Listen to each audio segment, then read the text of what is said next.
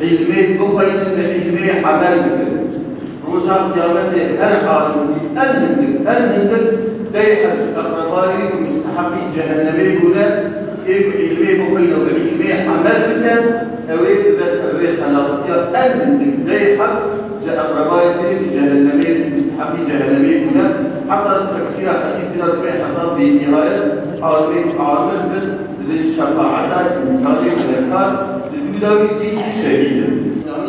دنيا تجد دارنا الأسرائيل الأسرع عالمها.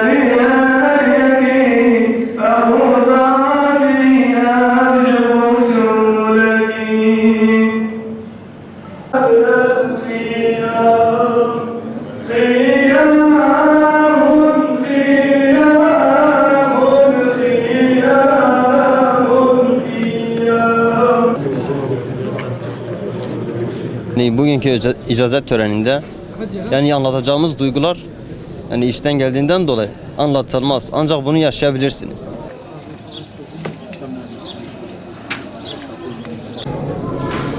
Euzubillahimineşşeytanirracim. Bismillahirrahmanirrahim. Elhamdülillahi Rabbil alemin ve salatu ve selamu ala hayri halqi Muhammedin ve ala alihi ve sahbihi ecmain ve bihi nesta'in. Ma'lum yani hizmete ilmi, hizmete İslamiye. Peygamberimiz Aleyhisselatü Vesselam bir alim varisi enbiyane.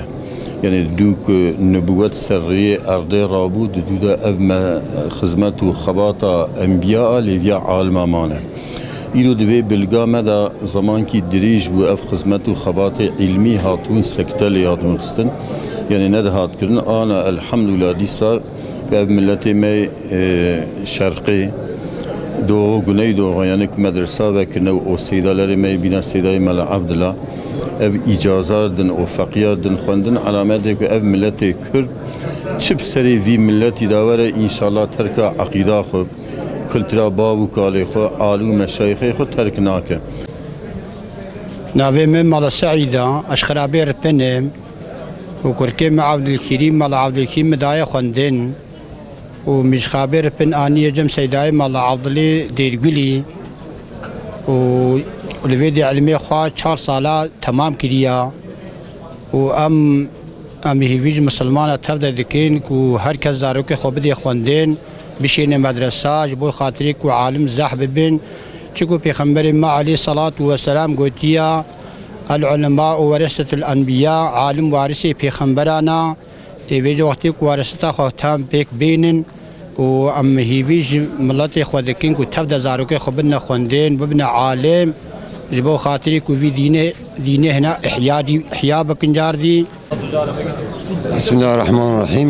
سريع أقول من إجازة خورتك وسنة وحوالي مثلا نسل خيري بخير خوشي إن شاء الله وبوسيلة سبب هدايتها هناك إنسان ندنا توبل مكي جواتكي إسلامي كو بريك نسلكي إسلامي كو مازن إن شاء الله تعالى مع في زمان ده إجازة مدرسة كو هناك إنسان بخينن 4 سال 5 سال 6 سال و te Armanca kivane dünyevi cütüne diyoride. Elhamdülillah Armanca ki dünyevi tünne.